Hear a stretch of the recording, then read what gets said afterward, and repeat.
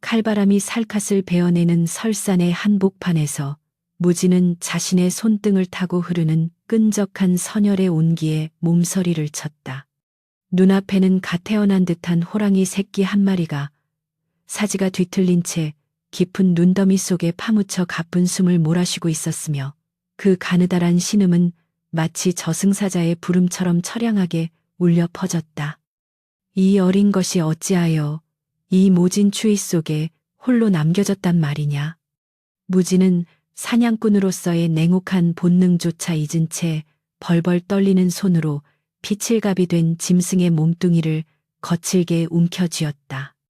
그의 코끝을 찌르는 비릿한 피냄새와 차가운 눈의 향기가 뒤섞여 기묘한 죽음의 냄새를 풍겼으나 무지는 그저 이 작은 생명을 살려야 한다는 일념 하나로 자신의 낡은 누비옷을 벗어 녀석을 감싸 안았다. 무진의 가슴팍에서 느껴지는 작은 심장 박동은 마치 꺼져가는 촛불처럼 위태로웠지만 분명히 살아있음을 증명하고 있었다.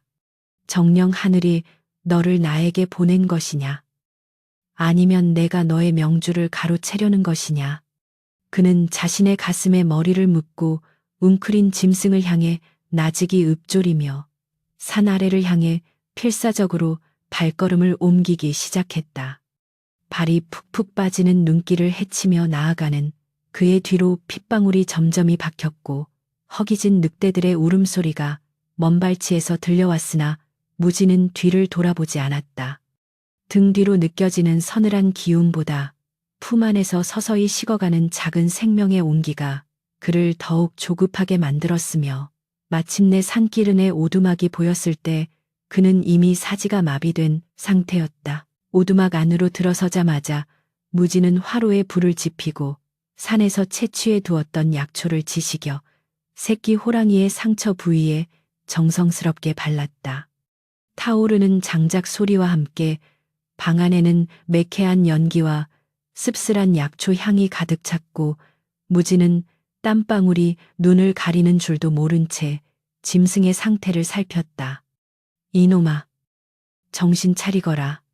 네, 어미는 어디 가고 이 험한 곳에서 죽음을 기다리고 있었단 말이냐. 녀석의 앞발에 박힌 깊은 자국은 분명 멧돼지의 엄니나 다른 맹수의 공격 때문인 듯 보였으며 상처 주위로 검게 변한 핏덩이가 무진의 마음을 아프게 했다. 그는 자신의 한 끼 식사였던 귀한 죽 한 사발을 꺼내어 식힌 뒤 조심스럽게 짐승의 입가에 가져다 대며 간절한 눈빛으로 녀석이 깨어나기를 기다렸다. 깊은 밤이 되자 밖에는 눈보라가 더욱 거세게 몰아쳤으나 방 안에 옮기는 조금씩 새끼 호랑이의 얼어붙은 몸을 녹여내고 있었다. 무지는 녀석의 부드러운 털 사이로 손가락을 넣어 쓰다듬으며 문득 자신의 기구한 팔자를 떠올렸는데 그는 평생을 산에서 살며 짐승을 잡아 연명해왔으나 이토록 작은 생명의 마음을 뺏긴 적은 단 한 번도 없었다. 사람이나 짐승이나 목숨의 무게는 매한가지인 것을 내가 어찌 그리 모질게 대했단 말이냐. 무지는 거친 손마디를 보며 한숨을 내쉬었고 짐승의 눈꺼풀이 미세하게 떨리는 것을 발견하자마자 심장이 터질 듯이 뛰기 시작했다. 녀석이 천천히 황금빛 눈동자를 드러냈을 때 방 안에는 설명할 수 없는 신비로운 기운이 감돌았으며 무지는 그 눈 속에서 짐승의 본능보다 깊은 무언가를 보았다. 그렇게 열흘 밤낮을 무지는 잠도 자지 못한 채 새끼 호랑이를 돌보았고 녀석은 기적적으로 기운을 차려 오두막 안바닥을 기어다니기 시작했다.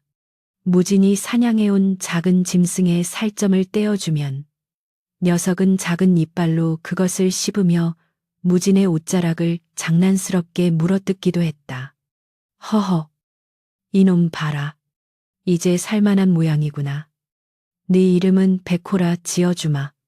무지는 녀석의 하얀 털무늬가 유난히 돋보이는 것을 보고 웃음을 지었으며 짐승은 마치 자신의 이름을 알아듣는 듯 갸르릉거리는 소리를 내며 그의 무릎 파고들었다.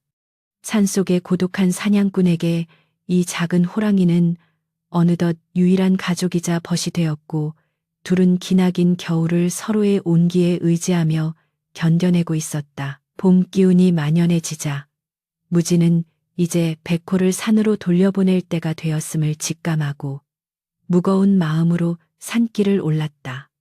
녀석은 어느덧 덩치가 커져 무진의 허리춤까지 닿을 정도로 성장해 있었으며 산세의 험준함을 즐기듯 바위 사이를 경쾌하게 뛰어다녔다.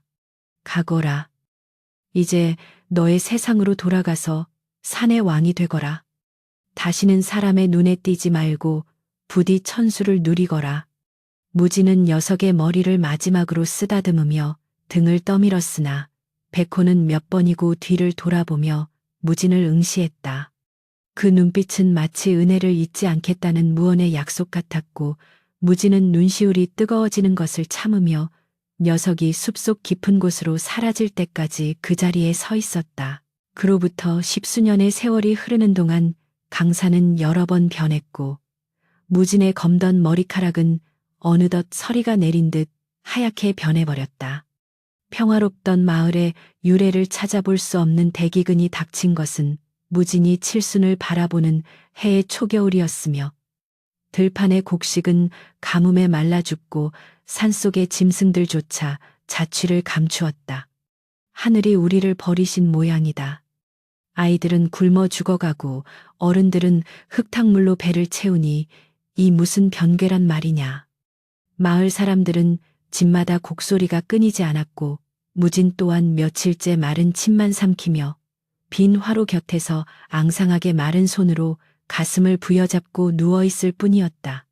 사람의 흔적이 사라진 마을에는 오직 죽음의 그림자만이 짙게 깔려 있었으며 사냥꾼으로서의 명성도 굶주림 앞에서는 아무런 소용이 없었다. 기근이 시작된 지 석 달째 되던 날, 무진은 마지막 남은 힘을 쥐어짜내어 자신의 낡은 활과 화살통을 챙겨들고 오두막 문을 열었다.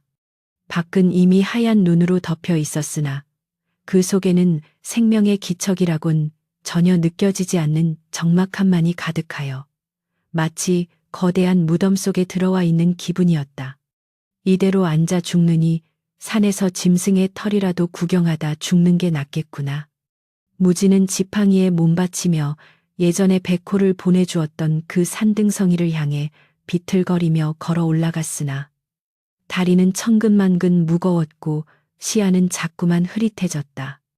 찬 공기를 들이마실 때마다 폐부가 찢어지는 듯한 통증이 느껴졌지만 그는 포기하지 않고 산속 깊은 곳으로 발길을 재촉하며 누군가를 찾는 듯 사방을 둘러보았다.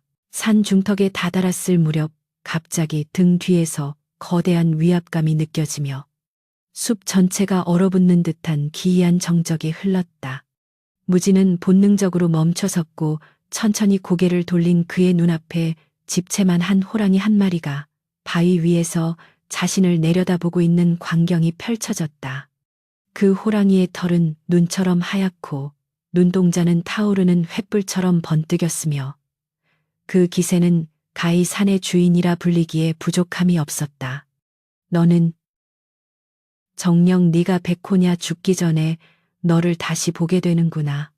무진은 두려움 대신 그리움이 섞인 목소리로 나직이 이름을 불렀고 호랑이는 낮은 신음소리를 내며 무진의 앞으로 천천히 다가와 코끝을 그의 손등에 갖다 대었다. 그 옛날 자신이 구해주었던 작은 핏덩이가 이토록 거대한 영물이 되어 돌아왔다는 사실에 무진은 눈물을 흘리며 녀석의 거친 털을 어루만졌다. 하지만 호랑이의 몸은 어딘가 뻣뻣하고 차가웠으며 녀석의 눈빛에는 말로 다할 수 없는 슬픔과 깊은 회한이 서려 있는 듯 보여 무진의 마음을 불안하게 했다. 백호야, 마을이 굶주림에 죽어가고 있다.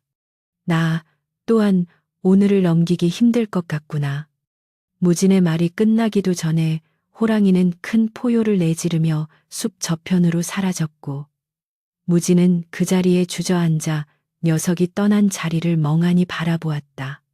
환영을 본 것인지 아니면 꿈을 꾼 것인지 분간할 수 없었으나 무진의 손에는 분명히 호랑이의 온기가 남아 있었으며 그는 다시 힘을 내어 집으로 돌아가기 위해 몸을 일으켰다. 눈을 떴을 때 방 안에는 여전히 시린 한기가 감돌고 있었으나 어젯밤의 기억만큼은 불꽃처럼 뜨겁게 머릿속을 맴돌았다.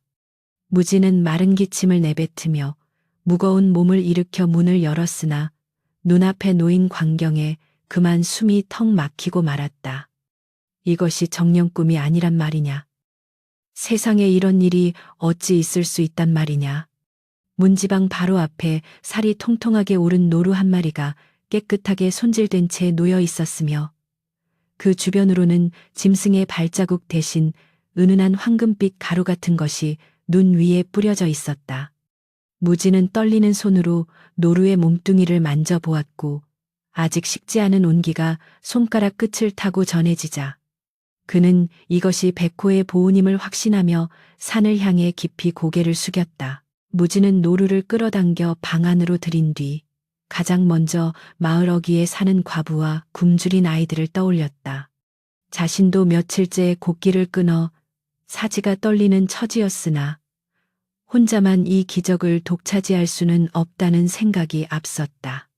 그는 녹슨 칼을 갈아 노루의 가죽을 벗기고 고기를 정성껏 나누어 보자기마다 싸기 시작했는데 그 비릿한 고기 냄새가 방 안 가득 퍼지자 뱃속에서는 천둥 소리가 났으나 무진은 입술을 깨물며 허기를 참아냈다.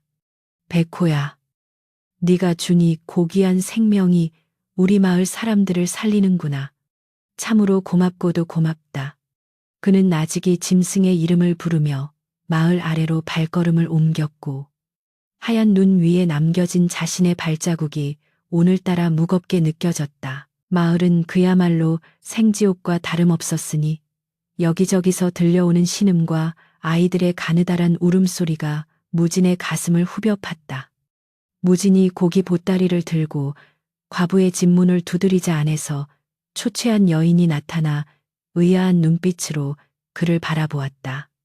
무진 어르신, 이 추운 날에 어찌 여기까지 오셨습니까? 여인의 목소리는 이미 갈라져 있었으며 그 뒤로 보이는 아이들의 눈동자는 초점이 흐릿해져 있었다. 무진은 아무 말 없이 고기 뭉치를 건네며 산신령께서 내리신 은혜이니 아무 묻지 말고 어서 아이들에게 먹이게나 죽을 끓여 속을 먼저 달래야 하네. 라고 말하며 서둘러 자리를 떴다. 고마움의 말을 잊지 못하고 눈물을 흘리는 여인의 모습을 뒤로 한 채 그는 다른 집들로 향했다. 고기를 나누어 준 소문은 순식간에 마을 전체로 퍼져나갔고 사람들은 무진의 오두막으로 몰려와 그 비결을 묻기 시작했다. 무진 영감, 사냥꾼 실력이 녹슬지 않았구려. 이 흉년에 어디서 그런 짐승을 잡았단 말이오. 마을의 이방인 김씨가 눈을 가늘게 뜨며 묻자 무진은 그저 산의 기운이 좋아 우연히 얻은 것이라며 둘러댔다. 사실대로 백호의 이야기를 했다가는 탐욕스러운 자들이 그 영물을 해칠까 두려웠기 때문이었다. 사람들은 반신반의하면서도 배를 채울 수 있다는 희망에 들떠 무진을 칭송하기 시작했지만 무진의 마음속 한구석에는 알 수 없는 불안감이 피어올랐다. 그날 밤 무진은 창문을 조금 열어둔 채 밖을 감시하며 잠을 청하지 못하고 촛불 아래에서 활시위를 점검했다. 깊은 밤 정적을 깨고 집 밖에서 둔탁한 소리가 들려왔으며 무진은 본능적으로 문을 박차고 나갔다. 달빛 아래 거대한 그림자가 마당을 가로질러 산으로 사라지는 것이 보였고 그 자리에는 어김없이 거대한 멧돼지 한 마리가 놓여 있었다. 백호야 거기 있느냐 무진이 소리쳐 불렀지만 돌아오는 것은 차가운 산울림뿐이었으며 짐승이 사라진 곳에는 오직 서늘한 바람만이 불어왔다. 이상하게도 이번에는 발자국이 전혀 남지 않았고 눈 위에는 마치 누군가 쓸고 간 듯 매끄러운 흔적만이 남아있어 무진의 고개를 갸우뚱하게 했다. 다음 날 아침 마을 이방인 박씨는 무진을 따로 불러 세우더니 탐욕스러운 눈빛을 번뜩이며 은근히 말을 건넸다. 영감, 혼자서 그런 큰 짐승들을 다 감당하기 힘들지 않겠소. 나에게 그 장소를 알려주면 장정들을 데려가 사냥을 도와주겠네. 무진은 박 씨의 음흉한 속내를 단번에 알아차리고는 그저 산신령님이 가련한 백성들을 굽어 살피어 주시는 선물일 뿐이니 우리가 욕심을 부리면 화를 입을 것이오. 라며 단호하게 거절했다. 박 씨는 혀를 차며 돌아섰지만 그의 눈에는 이미 황금빛 욕심이 서려 있었고 무진은 그가 반드시 이를 저지를 것임을 직감했다. 사람의 배고픔은 채울 수 있어도 사람의 탐욕은 그 무엇으로도 채울 수 없음을 무진은 수십 년의 사냥 생활을 통해 잘 알고 있었다. 마을 사람들은 기운을 차리기 시작하자 감사의 인사 대신 더 많은 것을 요구하기 시작했고 무진의 집 앞에는 매일 아침 구걸하는 이들로 북새통을 이뤘다. 무진 어르신, 오늘은 고기가 없습니까? 우리 집 늙은이가 기력이 다해 곧 숨이 넘어갈 것 같습니다. 무진은 난처한 표정으로 그들을 돌려보냈지만 마음은 돌덩이를 얹은 듯 무거웠다. 백호가 언제까지 이런 보은을 계속할 수 있을지 알 수 없었으며 짐승의 호의가 당연한 권리가 되어버린 마을 사람들의 태도에 환멸을 느꼈다. 굶주림보다 무서운 것은 인간의 변덕과 이기심이었고 무진은 자신이 시작한 이 기적이 오히려 재앙이 될지도 모른다는 공포에 휩싸였다. 사흘째 되던 날 무진은 직접 산에 올라 백호를 만나기로 결심하고 깊은 골짜기를 향해 발을 내디뎠다. 산은 평소보다 훨씬 고요했고 짐승들의 울음소리조차 들리지 않아 마치 시간이 멈춘 듯한 착각을 불러일으켰다. 무진은 옛날 백호를 방생했던 바위 근처에 이르러 주위를 살폈지만 호랑이의 기척은 어디에도 없었고 대신 짙은 안개가 자욱하게 깔려 앞을 분간하기 힘들게 만들었다. 백호야, 네가 정녕 나를 돕고 있는 것이냐? 어찌하여 네 모습은 보이지 않고 고기만 전해주는 것이냐?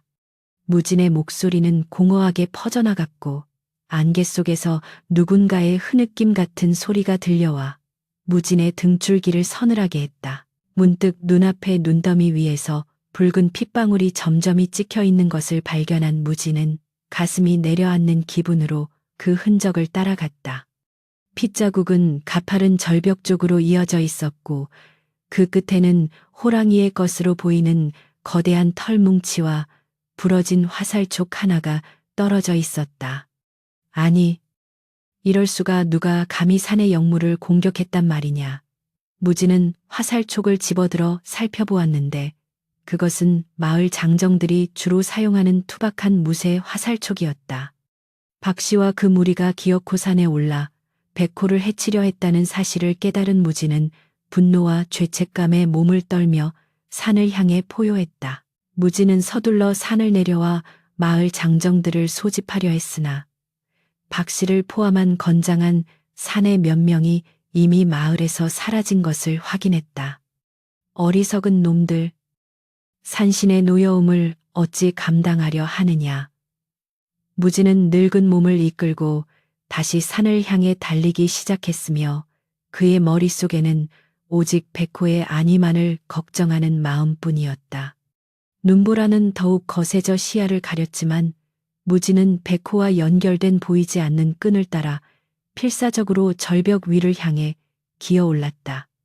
짐승의 은혜를 배신으로 갚으려는 인간의 추악함에 무진은 스스로가 부끄러워 견딜 수 없었으며 눈물이 뺨바람에 얼어붙어 칼날처럼 살을 냈다. 절벽 정상에 다다랐을 때 무진은 박씨 무리가 횃불을 들고 거대한 동굴 입구를 포위하고 있는 광경을 목격했다. 동굴 안에서는 짐승의 고통 섞인 낮은 신음이 흘러나오고 있었고 박씨는 기세등등하게 소리치고 있었다. 저놈 가죽만 벗겨 한양에 가져가면 평생 먹고 살 돈을 벌 수 있다.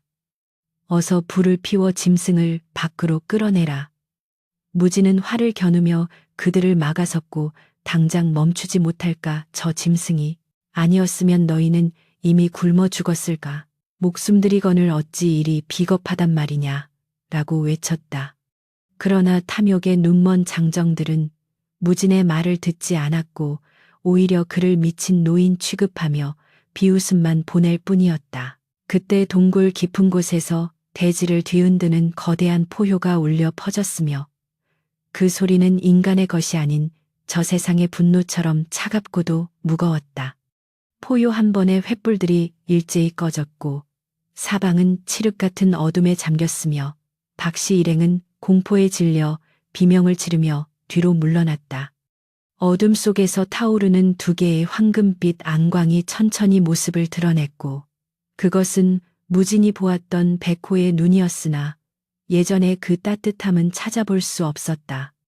무진은 무릎을 꿇고 백호를 향해 용서를 구하며 흐느꼈으나 짐승의 그림자는 이미 장정들을 향해 덮쳐오고 있었으며 산 전체가 피 냄새로 진동하기 시작했다. 박시무리는 혼비백산하여 절벽 아래로 도망치기 시작했고 그 과정에서 몇몇은 발을 헛디뎌 어둠 속으로 추락하며 처절한 단말말을 내뱉었다. 무진은 떨리는 손으로 땅을 짚으며 백호를 불렀지만 짐승은 이미 눈앞에서 신기루처럼 사라진 뒤였고 오직 차가운 눈바람만이 무진의 빈 가슴을 채웠다. 동굴 안에는 백호가 물어다 놓았던 것으로 보이는 온갖 짐승의 뼈와 가죽들이 산처럼 쌓여 있었으나 이상하게도 그곳에는 살아있는 짐승의 냄새가 아닌 오래된 무덤의 퀴퀴한 냄새가 가득했다.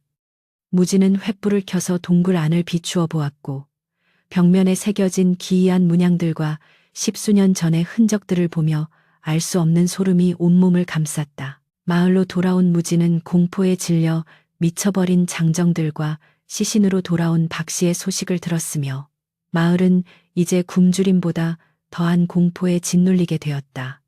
사람들은 무진을 원망하며 그가 산의 요물을 불러들여 마을을 망쳤다고 손가락질했으나 무진은 아무런 대꾸도 하지 않고 자신의 방에 틀어박혔다. 그는 자신이 구해주었던 백호가 단순한 호랑이가 아니라 어쩌면 이 산의 영혼 그 자체일지도 모른다는 생각을 지울 수 없었다. 그날 이후로 마을 앞마당에 고기가 놓이는 일은 더 이상 일어나지 않았으며 마을의 기근은 더욱 심해져 사람들의 얼굴에는 죽음의 빛이 짙게 깔려갔다. 무진은 매일 밤 백호의 신음소리가 바람결에 실려오는 것을 느끼며 잠을 이루지 못했고 자신의 마지막 소명이 무엇인지 고민하기 시작했다. 내가 너를 살린 것이 정녕 너에게 고통이 되었단 말이냐. 나를 용서하지 마라. 백호야. 무진은 자신의 사냥칼을 챙겨들고 마을 사람들의 눈을 피해 다시 한번 산으로 향할 준비를 마쳤다.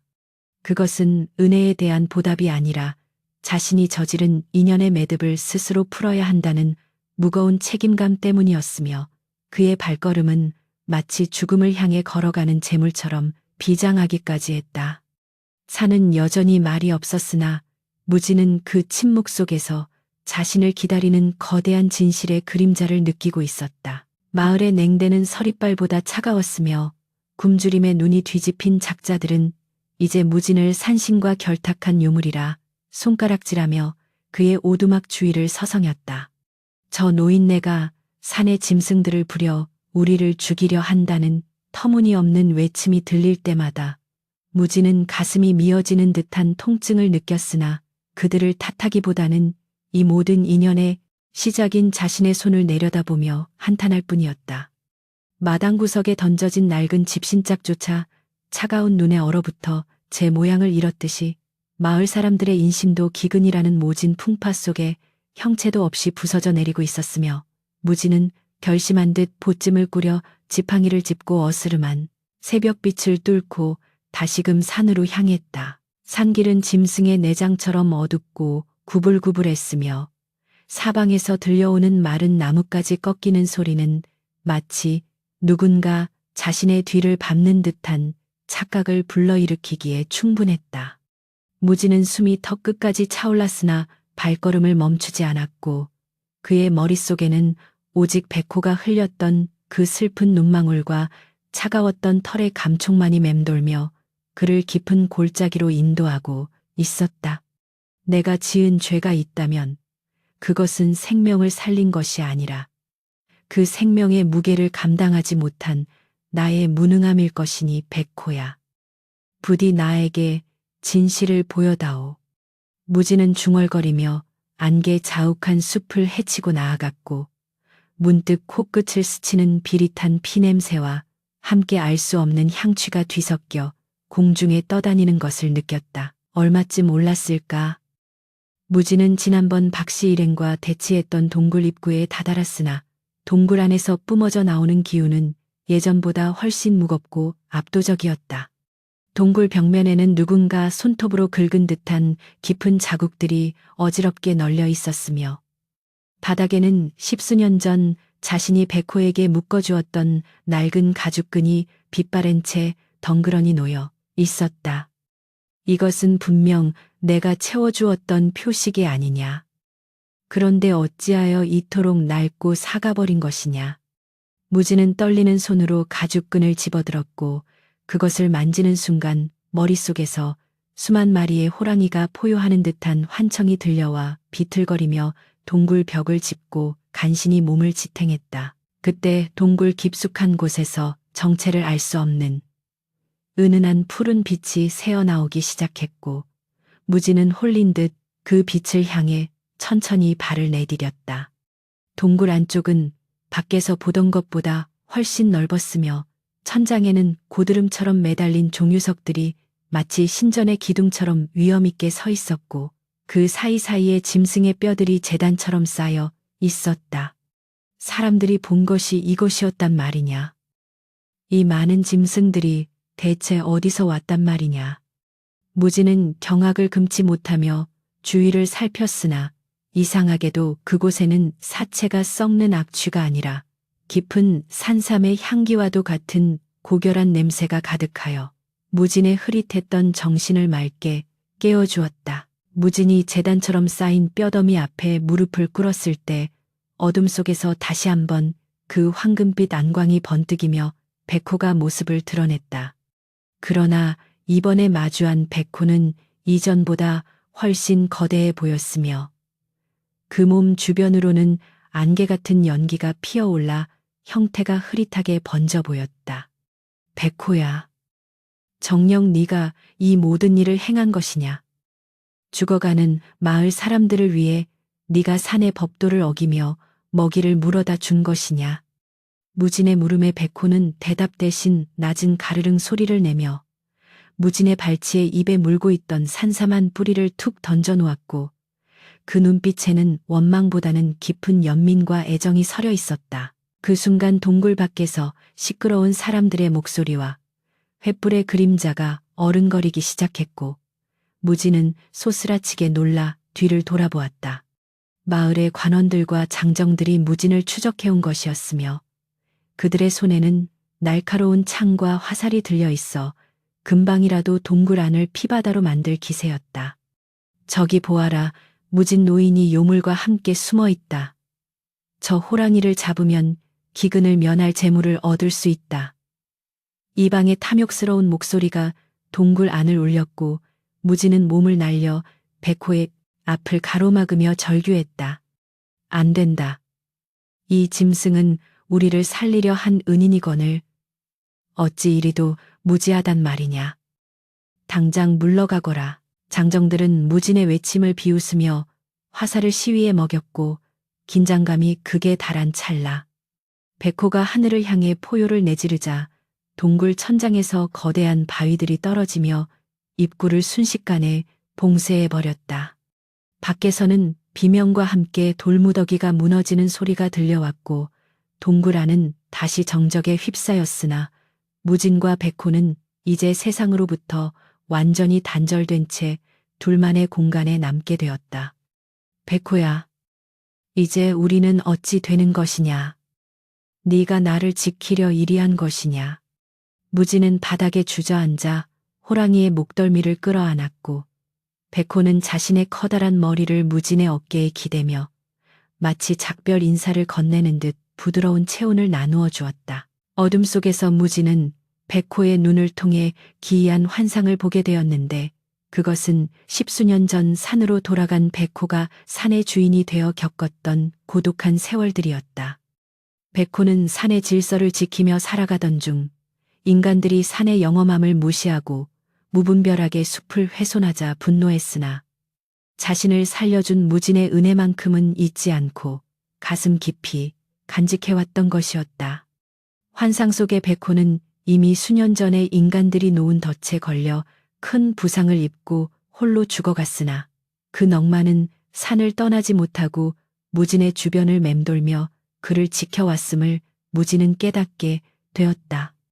오, 하늘이시여. 네가 이미 죽은 목숨이었단 말이냐. 죽어서도 나를 잊지 못해 이 모진 세월을 버텨왔단 말이냐. 무진의 눈에서 뜨거운 눈물이 쏟아져 백호의 하얀 털 위로 떨어졌고 눈물이 닿는 곳마다 백호의 형체는 조금씩 투명하게 변해가기 시작했다. 짐승의 영혼은 자신의 은혜를 갚기 위해 이승의 경계를 위태롭게 넘나들며 산짐승을 사냥해 무진의 집 앞에 가져다 놓았던 것이며 그 과정에서 자신의 영역은 점점 쇠하여 사라져 가고 있었던 것이다. 무진은 사라져가는 백호를 붙잡으려 허공을 휘저었으나 손에 잡히는 것은 오직 차가운 공기뿐이었으며 백호의 황금빛 눈동자는 마지막으로 무진을 향해 인자한 미소를 지어 보인 뒤 연기처럼 흩어졌다. 백호가 완전히 사라진 자리에는 오직 한 줄기 빛만이 남아 바닥을 비추고 있었으며 그 빛이 가리키는 곳에는 깊게 파인 흙더미와 함께 작은 돌무덤 하나가 세워져 있었다. 무진은 기어가는 심정으로 그 무덤 앞으로 다가가 흙을 파헤쳤고 그곳에서 10수년 전 자신이 백호의 다리에 감아주었던 약초 주머니의 흔적과 함께 거대한 호랑이의 유골이 고스란히 드러났다. 아, 네가 여기 있었구나. 죽어서도 나를 기다리며 이 차가운 땅 속에서 나를 지켜보고 있었구나. 무진은 유골을 품에 안고 오열했으며 동굴 안에는 늙은 사냥꾼의 슬픈 곡소리가 메아리쳐 울려 퍼졌다. 진실을 마주한 무진의 가슴은 천갈래만 갈래로 찢어지는 듯했으며 마을 사람들의 탐욕과 자신의 무지가 이 고귀한 생명을 2번 죽였다는 생각에 자책감이 밀려왔다. 그는 무덤 곁에 놓인 산삼을 보며 백호가 마지막까지 자신에게 남긴 선물이 무엇인지 깨달았는데 그것은 단순한 먹잇감이 아니라 인간의 도리와 생명의 소중함을 일깨워 주려는 준엄한 가르침이었다. 무진은 동굴벽에 새겨진 백호의 흔적들을 하나하나 손으로 더듬으며 녀석의 넋을 기리는 노래를 나직이 부르기 시작했고 그의 목소리는 동굴 밖 봉쇄된 돌더미를 뚫고 산천으로 퍼져나갔다. 무진은 백호의 유골을 정성스럽게 다시 묻어주고 주위의 돌들을 모아 비석 없는 무덤을 정갈하게 다듬었으며 자신의 사냥칼을 무덤 앞에 꽂아 다시는 짐승을 해치지 않겠다는 맹세를 세웠다. 백호야, 이제 편히 쉬거라. 더 이상 인간의 탐욕에 휘둘리지 말고 이 산의 진정한 주인이 되어 영원히 잠들거라. 그는 무덤가에 앉아 밤을 지새웠고 기이하게도 동굴 밖에서 들려오던 사람들의 고함과 아우성은 어느덧 사라지고 평화로운 숲의 소리만이 들려오기 시작했다. 무진은 자신이 발견한 이 비밀이 세상에 알려지지 않기를 바랐으나 산의 신비는 이미 마을의 운명을 바꾸어 놓을 준비를 하고 있었다. 다음 날 아침 동굴을 막고 있던 돌들이 기적처럼 무너져 내리며 길이 열렸고 무진은 지팡이를 짚고 천천히 밖으로 걸어 나왔으나 그의 눈앞에 펼쳐진 광경은 참혹하기 그지없었다. 탐욕에 눈멀어 동굴을 공격했던 장정들은 보이지 않는 힘에 눌린 듯 산 곳곳에 쓰러져 정신을 잃고 있었으며 그들의 옷가지는 짐승의 발톱에 찢긴 듯 갈갈이 너덜거리고 있었다. 무진은 그들을 하나하나 살펴 깨웠으나 그들은 모두 공포에 질려 말조차 제대로 하지 못했고 오직 거대한 하얀 그림자가 우리를 덮쳤다는 말만을 되풀이하며 산 아래로 도망치듯 내려갔다. 무진은 마을로 내려와 동굴에서 가져온 산삼을 기운이 다한 사람들에게 나누어 주었고 기적처럼 마을의 역병과 굶주림은 서서히 물러가기 시작했다. 사람들은 무진을 산신령의 대리인이라 부르며 추앙했으나 무진은 그저 씁쓸한 미소를 지으며 자신의 오두막으로 돌아와 백호의 빈자리를 지켰다. 그는 이제 자신이 해야 할 마지막 일이 무엇인지 알게 되었으며 그것은 백호의 희생이 헛되지 않도록 이 산의 진실을 기록하고 후대에 전하는 일임을 깨달았다. 산은 여전히 깊고 험했지만 무진에게는 더 이상 두려운 존재가 아니었으며 그는 매일 밤 산등성이를 바라보며 백호와의 약속을 되새겼다. 이 장의 끝에서 무진은 자신의 서랍 깊숙이 넣어두었던 붓과 종이를 꺼내어 백호와의 첫 만남부터 동굴 속의 진실까지 하나하나 써 내려가기 시작했다. 그의 손은 떨렸으나 글자 하나하나에는 백호에 대한 그리움과 인간에 대한 성찰이 듬뿍 담겨 있었으며 방 안에는 다시금 은은한 산삼 향기가 감돌았다. 마을은 평화를 되찾아가고 있었으나 무진의 마음속에는 아직 채워지지 않은 슬픔이 남아 있었고 그는 백호의 무덤가에 피어날 봄꽃을 기다리며 기나긴 겨울밤의 끝을 붙잡고 있었다. 기다려라 백호야. 이 글이 끝나면 내가 너의 곁으로 가서 못다한 이야기를 들려주마. 차가운 쇠사슬이 무진의 가녀린 손목을 파고들며 소름 끼치는 금소금을 내뱉었고 무진은 차가운 눈바닥 위로 무참히 끌려가며 마을 관아의 마당에 내팽개쳐졌다. 이 노인네가 감히 산의 요물과 내통하여 관원을 해치고 마을의 고군을 가로챘다니 정녕 목숨이 아깝지 않은 게냐. 이방은 서슬퍼런 눈을 부라리며 소리쳤고 무진은 찢어진 입술 사이로 스며드는 핏물을 삼키며 탐욕으로 번들거리는 그들의 얼굴을 똑바로 응시했다.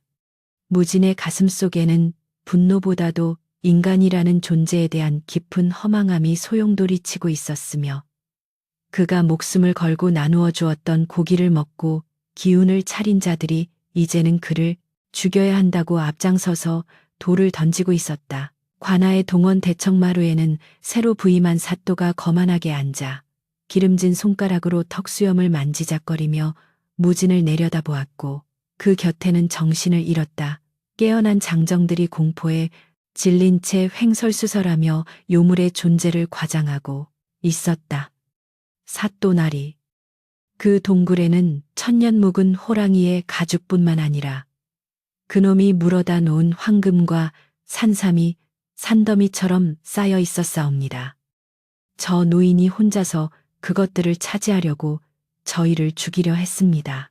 박 씨의 친척이라 자처하는 장정이 침을 튀기며 거짓 증언을 내뱉자 사또의 눈에는 금세 탐욕의 불꽃이 일렁였고 무지는 차가운 바닥에 이마를 탔으며 그들의 무지를 꾸짖었다. 황금이라니 가당치도 않소이다. 그곳엔 오직 은혜를 갚으려 제 살을 깎아낸 짐승의 숭고한 넋만이 있을 뿐인데 어찌 이리도 추악한 말을 내뱉는단 말이오. 사또는 무진의 항변을 비웃듯 무거운 관아의 형틀을 가져오라 명했고 무진의 야윈 다리 사이로 굵직한 주리가 틀리기 시작하자 뼈가 으스러지는 듯한 고통이 전신을 엄습했다. 내 놈들이 정녕 천벌이 무섭지 않단 말이냐. 짐승도 은혜를 알아 제 목숨을 바치거늘 사람의 탈을 쓰고 어찌 이토록 모질 수가 있단 말이냐. 무진의 비명은 눈 덮인 관아의 담장을 넘어 시린 겨울 하늘로 퍼져나갔으나 사또는 오히려 채찍을 휘두르며 동굴의 위치와 보물이 숨겨진 장소를 대라며 윽박질렀다. 무진은 고통 속에서도 백호의 무덤이 훼손될까 두려워 입을 굳게 다물었으며 그의 뇌리에는 마지막으로 보았던 백호의 그 슬픈 눈망울이 환영처럼 떠올라 눈물이 뺨을 타고 흘러내렸다. 신문이 길어지자 마을 사람들 사이에서도 동요가 일기 시작했는데 무진에게 고기를 얻어먹고 목숨을 건졌던 이들이 양심의 가책을 느끼며 하나둘 고개를 숙이기 시작한 것이었다. 이보게들, 정녕 무진 영감이 우리를 해치려 했겠나. 그가 아니었으면 우리 아이들은 벌써 흙이 되었을 것인데 우리가 너무한 것 아니냐. 누군가 나직이 속삭였으나 사또의 서슬 퍼런 위세에 눌려 누구 하나 선뜻 나서서 무진을 변호하지 못했고 관아 마당에는 오직 형장을 때리는 둔탁한 소리와 무진의 가쁜 숨소리만이 정막을 깨우고 있었다.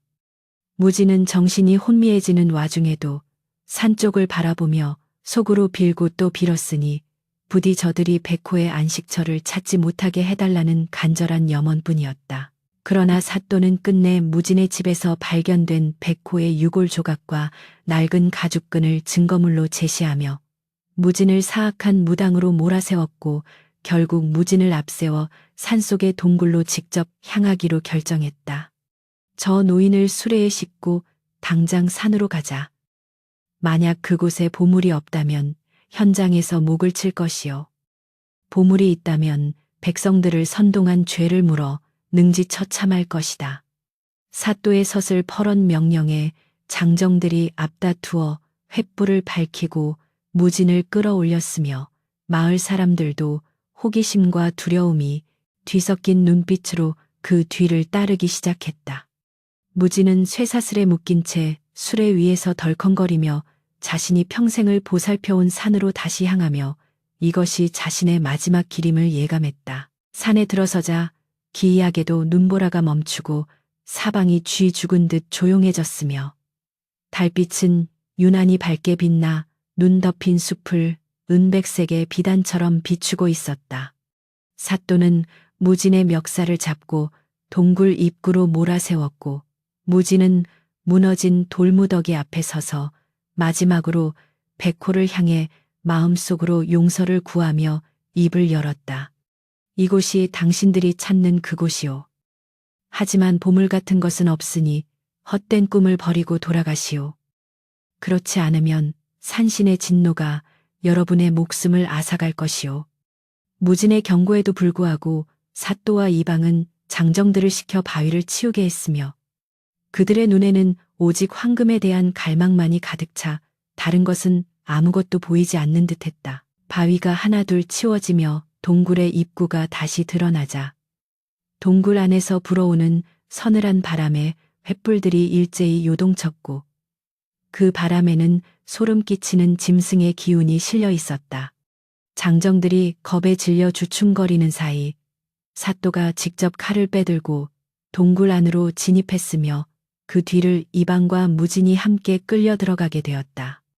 동굴 안은 무진이 보았던 것보다 훨씬 거대하고 웅장했으며 천장에서 떨어지는 물방울 소리는 마치 누군가 북을 치는 듯 거대한 공명을 만들어내어 사람들의 심장을 압박했다. 어디냐 황금이 숨겨진 재단이 어디란 말이냐. 사또가 소리쳤으나 그들의 눈앞에 나타난 것은 황금이 아니라 수많은 짐승의 뼈가 가지런히 놓인 백호의 무덤뿐이었다. 사또는 무덤을 발견하자마자 미친 듯이 칼로 흙을 파헤치기 시작했고 그 모습은 마치 굶주린 아귀가 시신을 뜯어먹는 듯 흉측하고 비참하기 짝이 없었다. 이럴 리가 없다. 분명히 요물이 보물을 숨겨두었을 것이다. 사또가 무덤 속에서 백호의 유골을 거칠게 꺼내어 던지자 무진은 비명을 지르며 바닥을 기어 유골을 붙잡으려 애썼다. 안 된다, 그만두어라. 짐승의 안식을 깨우지 마라. 무진의 절규가 동굴 벽을 타고 메아리칠 때 갑자기 동굴 깊은 곳에서 대지를 가르는 듯한 거대한 포효가 울려 퍼졌으며 그 소리는 살아있는 짐승의 것이 아닌 산 전체가 분노하여 내지르는 비명과도 같았다. 포효와 동시에 동굴 안의 모든 횃불이 꺼지고 사방은 칠흑 같은 어둠에 잠겼으며 그 어둠 속에서 거대한 하얀 빛덩어리가 서서히 형체를 갖추기 시작했다. 그것은 십수년 전 무진이 구해주었던 어린 백호가 아닌 산신과도 같은 위엄을 지닌 거대한 호랑이의 형상이었으며 그 눈동자에서는 푸른 불꽃이 타오르고 있었다. 사또와 이방은 공포에 질려 무기를 떨어뜨리고 뒷걸음질 쳤으나 동굴벽이 살아있는 것처럼 움직여 그들의 퇴로를 막아버렸다. 사람의 은혜를 배신하고 짐승의 보음마저 짓밟는 너희가 정령 인간이라 불릴 자격이 있느냐. 무진의 귀에는 백호의 목소리가 들리는 듯했으며 백호의 그림자는 사또와 이방을 향해 거대한 앞발을 내뻗었다. 그 순간 동굴 안에는 이승의 것이 아닌 기이한 빛들이 춤추기 시작했고 사또와 이방의 눈앞에는 자신들이 저질렀던 온갖 악행과 탐욕의 순간들이 환영처럼 스쳐 지나갔다. 굶주린 백성들을 외면하고 창고를 가득 채웠던 곡식들. 무고한 이들에게 뒤집어 씌웠던 죄목들이 피 냄새와 함께 그들을 덮쳐왔으며 그들은 자신들의 죄악에 짓눌려 비명을 지르며 바닥을 뒹굴었다. 무지는 그 빛의 소용돌이 속에서 백호가 자신을 따뜻하게 감싸 안는 것을 느꼈으며 짐승의 영혼은 무진의 상처 입은 다리와 손목을 부드럽게 핥아 고통을 씻어내 주었다. 무진아, 이제 모든 것이 끝났다. 너의 진심이 이 산을 구했으니 더 이상 눈물 흘리지 마라. 마을 사람들은 동굴 밖에서 들려오는 처절한 비명소리와 산이 무너지는 듯한 굉음에 무릎을 꿇고 하늘을 향해 기도를 올렸으며 그들의 마음속에서도 무진에 대한 미안함과 자신들의 어리석음에 대한 참회가 피어올랐다. 한참 동안 이어진 진동이 멈추고 동굴 입구에서 한 줄기 밝은 빛이 새어나오자 사람들은 조심스럽게 안을 살폈고 그곳에서 그들이 목격한 것은 믿기 힘든 광경이었다. 사또와 이방은 온몸의 구멍에서 검은 피를 흘리며 미쳐버린 채 벽을 긁고 있었고 그들의 옷가지는 마치 짐승에게 찢긴 듯 조각나 있었으나 몸 어디에도 직접적인 상처는 보이지 않았다. 그것은 육신의 죽음보다 더 가혹한 영혼의 파멸이었으며 탐욕에 눈먼 자들에게 내려진 산의 엄중한 심판이었다. 반면 무지는 백호의 무덤 곁에서 평온하게 앉아 있었으며 그의 몸에서는 신비로운 빛이 감돌아 예순의 노인이라고는 믿기지 않을 만큼 생기가 넘쳐 보였다. 그는 백호의 유골을 다시 정성스럽게 수습하여 무덤 속에 안치했고 그 위를 덮은 흙 위로 기적처럼 하얀 꽃들이 눈 속을 뚫고 피어나 동굴 안을 향기롭게 채웠다. 마을 사람들은 무진 앞에 엎드려 자신들의 죄를 빌었고 무진은 아무런 원망 없이 그들을 일으켜 세우며 나직이 말했다. 짐승도 은혜를 잊지 않거늘. 우리는 어찌하여 서로를 해치며 살았단 말이오. 이제 백호가 보여준 그 마음을 가슴에 새기고 다시는 이 산의 생명들을 욕되게 하지 맙시다. 사또와 이방은 관아로 끌려갔으나 이미 이성을 잃어 평생을 산신령의 이름만 부르며 구걸하는 처지가 되었고 마을에는 공명정대한 법도가 새로이 세워지기 시작했다. 무지는 관아의 보상도 거부한 채 다시 산기선의 오두막으로 돌아왔으나 이제는 외롭지 않았으며 마을 아이들은 매일 같이 무진을 찾아와 백호의 이야기를 들려달라며 조르곤 했다. 무진은 아이들에게 짐승과 인간이 나누었던 그 고귀한 인연에 대해 이야기하며 생명의 소중함을 가르쳤고 마을의 기근은 언제 그랬냐는 듯 사라지고 대지는 풍요로운 기운을 되찾아갔다. 사람들은 이제 산을 두려움의 대상이 아닌 공경의 대상으로 대하게 되었으며 숲의 나무 한 그루 풀 한 포기도 함부로 대하지 않았다. 진실이 밝혀진 뒤 무지는 마을에서 가장 존경받는 어른이 되었으나 그는 여전히 사냥꾼의 낡은 옷을 입고 매일같이 백호의 무덤을 찾아가 정성껏 돌보았다. 그는 이제 백호가 죽은 것이 아니라 산의 바람과 나무 그리고 흐르는 냇물 속에 녹아들어 영원히 자신과 함께 숨쉬고 있음을 깨달았다. 동굴 입구는 자연스럽게 넝쿨에 덮여 사람들의 눈에서 멀어졌지만 무진만이 아는 비밀의 길을 통해 그는 언제든 친구를 만나러 갈 수 있었다. 마을의 평화는 백호의 희생과 무진의 진심이 만들어낸 기적이었으며 그 기적은 대대로 전해져 내려오는 전설이 되어 사람들의 마음속에 깊이 박혔다. 이 장의 끝에서 무진은 지팡이를 짚고 산마루에 서서 저무는 노을을 바라보며 백호의 포효를 닮은 바람 소리를 들었다. 그의 얼굴에는 이제 고통의 흔적 대신 인자한 미소가 자리 잡고 있었으며 그는 자신이 지켜낸 진실이 후대에도 길이 보존되기를 소망하며 길고 긴 하루를 마무리했다.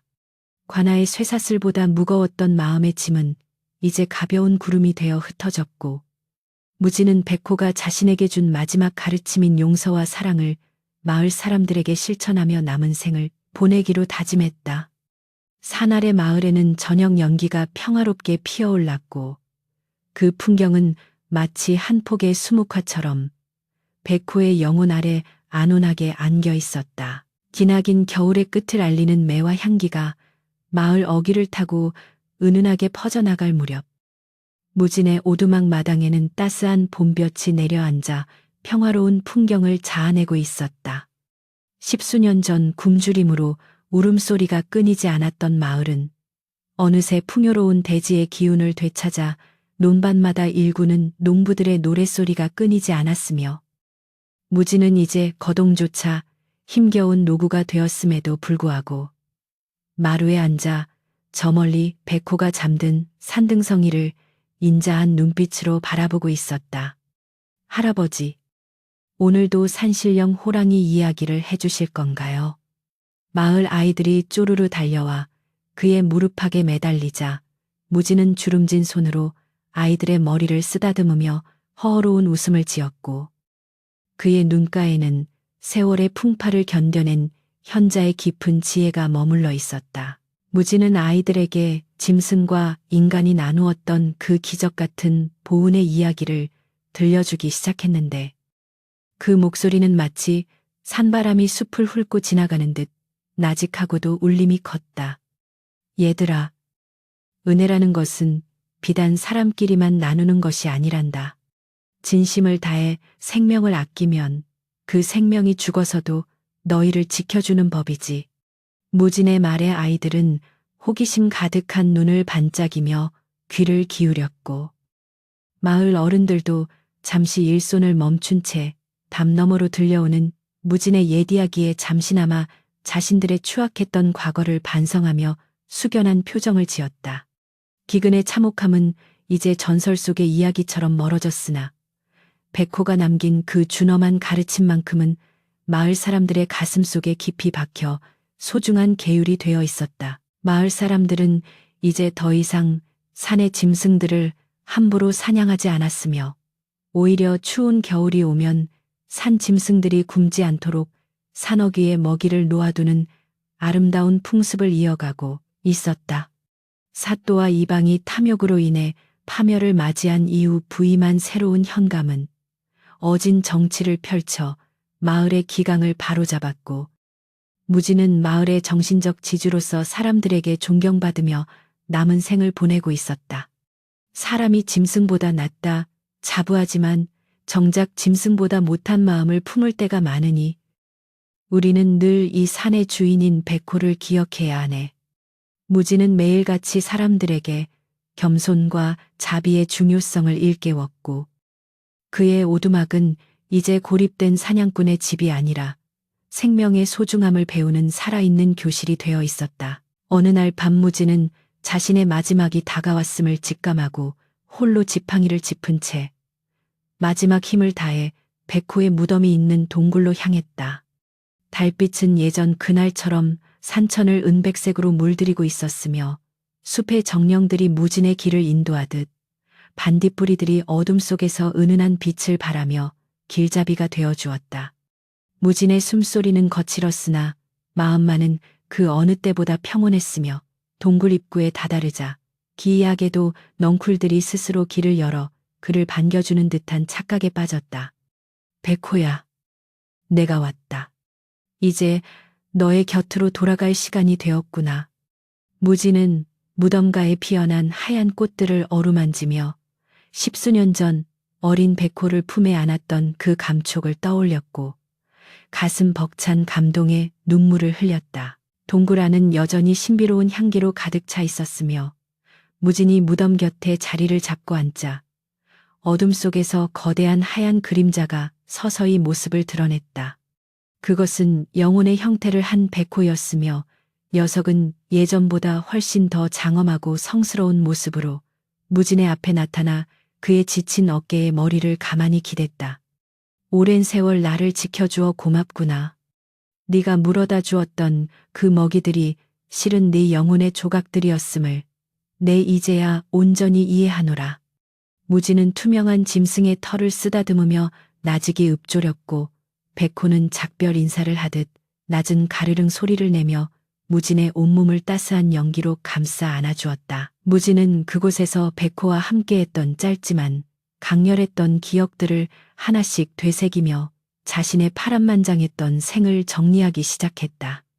가난한 사냥꾼으로 태어나 피를 흘리며 짐승을 잡던 청년 시절부터 생명의 고귀함을 깨닫고 백호를 살렸던 순간, 그리고 늙어서 다시 그 보은을 받았던 기적 같은 세월까지 모든 것이 주마등처럼 스쳐 지나갔다.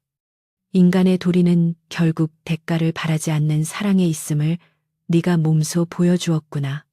무지는 미소를 지으며 서서히 감겨오는 눈꺼풀을 거부하지 않았고 그의 의식은 이제 현실의 고통에서 벗어나 백호가 거니는 영원한 안식의 숲으로 평온하게 흘러가기 시작했다. 다음 날 아침 무진이 돌아오지 않자 걱정이 된 마을 사람들이 산을 뒤져 동굴에 도착했을 때 그들은 믿기 힘든 광경을 목격하고 말았다.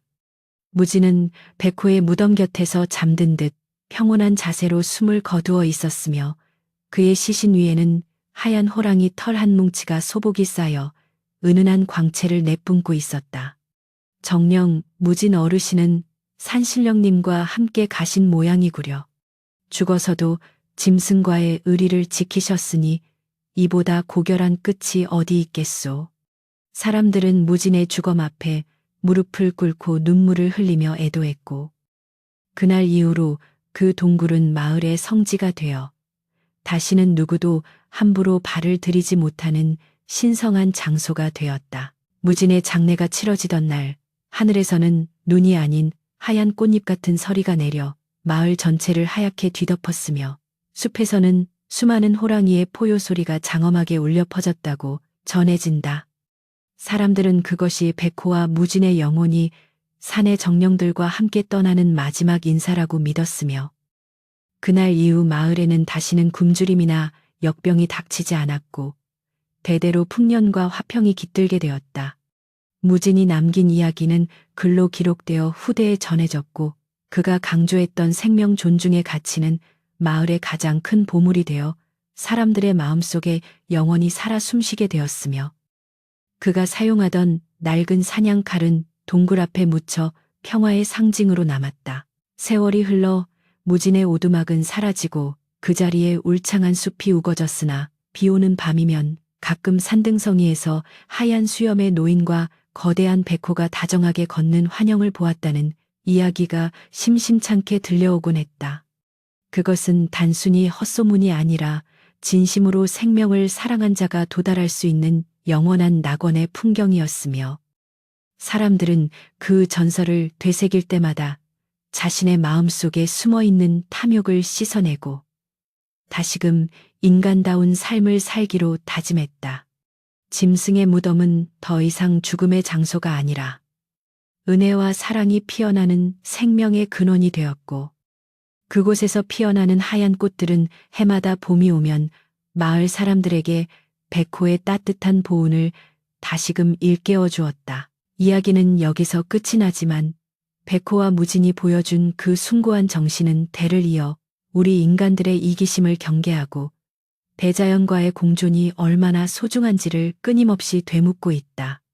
짐승도 제 목숨을 구해준 은인을 위해 죽어서도 영혼을 바쳐 보답하거늘 만물의 영장이라 자부하는 우리 인간들은 정녕 서로에게 어떤 존재가 되고 있는지 다시 한번 돌아보게 만드는 대목이다. 무진의 비석 없는 무덤 곁에는 오늘도 이름 모를 산새들이 지저귀며 그 고결한 인연을 찬양하고 있으며 산은 변함없이 그 모든 진실을 품은 채 묵묵히 제자리를 지키며 우리에게 무언의 가르침을 전하고 있다.